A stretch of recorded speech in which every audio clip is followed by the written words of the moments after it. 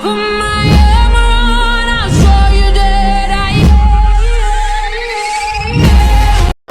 NIM 22032-376. Di sini saya akan menjelaskan tentang anatomi fisiologi sistem endokrin yang diberikan oleh Pak Henry Didi Harto. Sistem endokrin adalah suatu kelenjar yang mengirim hasil sekresinya langsung ke dalam darah yang beredar dalam jaringan dan mensekresikan zat yang disebut hormon. Kelenjar endokrin merupakan kelenjar buntu tanpa saluran yang menyajikan hormon untuk mempengaruhi organ-organ lain. Fungsi kelenjar endokrin: 1. Menghasilkan hormon yang dialirkan ke darah guna diperlukan oleh jaringan tertentu. 2. Mengontrol aktivitas kelenjar tubuh. 3. Merangsang aktivitas kelenjar tubuh. 4. Merangsang pertumbuhan jaringan. 5. Mengatur metabolisme.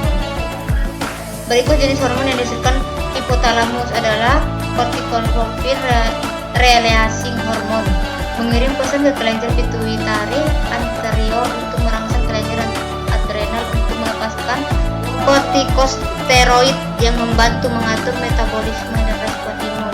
2. Gonadotropin releasing hormon, merangsang hipofisis anterior untuk melepaskan hormon perangsang, follicle stimulating hormon, dan luteinizing hormon yang bekerja sama untuk memastikan fungsi normal dari indung telur dan testisnya.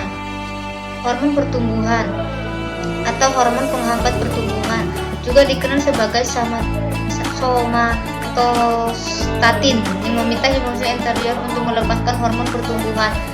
Memiliki efek sebaliknya pada anak-anak. GH adalah penting untuk mempertahankan komposisi tubuh yang sehat. Pada orang dewasa itu membantu tulang yang sehat dan massa otot dan mempengaruhi distribusi lemak. 4.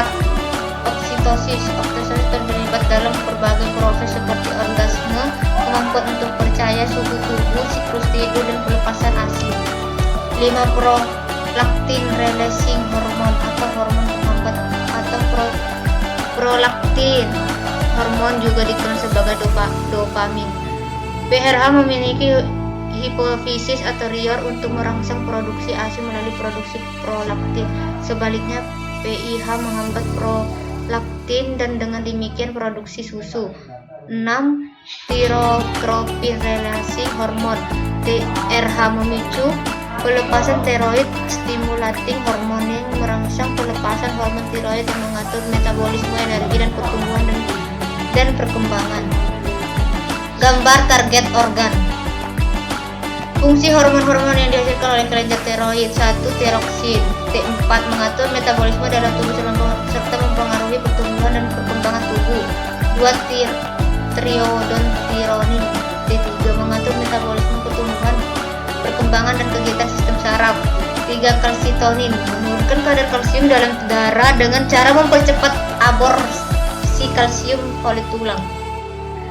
Regulasi hormon tiroid. Kelenjar tiroid dikontrol oleh hormon tropik TSH, tiroid stimulating hormon atau tiropin yang disekresikan oleh kelenjar hipofisis anterior. Sebaliknya, hormon tropik Y-tropik memberikan makan ini sekresinya juga dikontrol sebagai oleh TRH, tirotropin releasing hormon yang disekresikan oleh hipotalamus.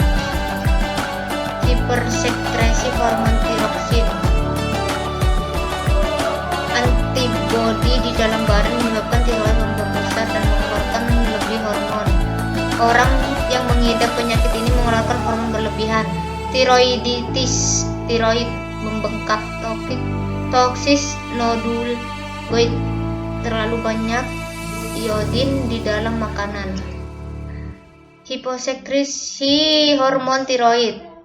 Kretinisme, kerdil, terjadi pada masa anak-anak. Cirinya penderita tidak dapat mencapai pertumbuhan fisik dan mental yang normal. 5. Kelenjar paratiroid, kelenjar anak gondok.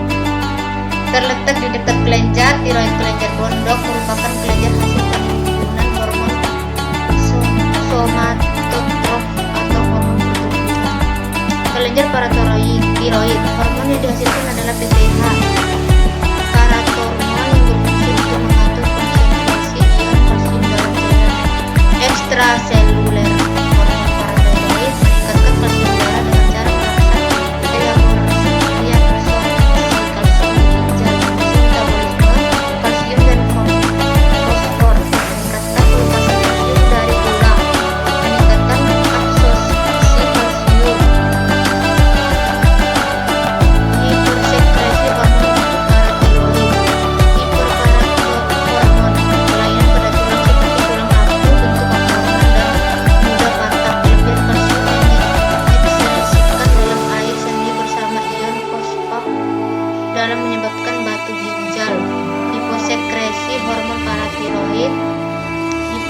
glikoparat hormon, terjadi gejala kekenjangan otot.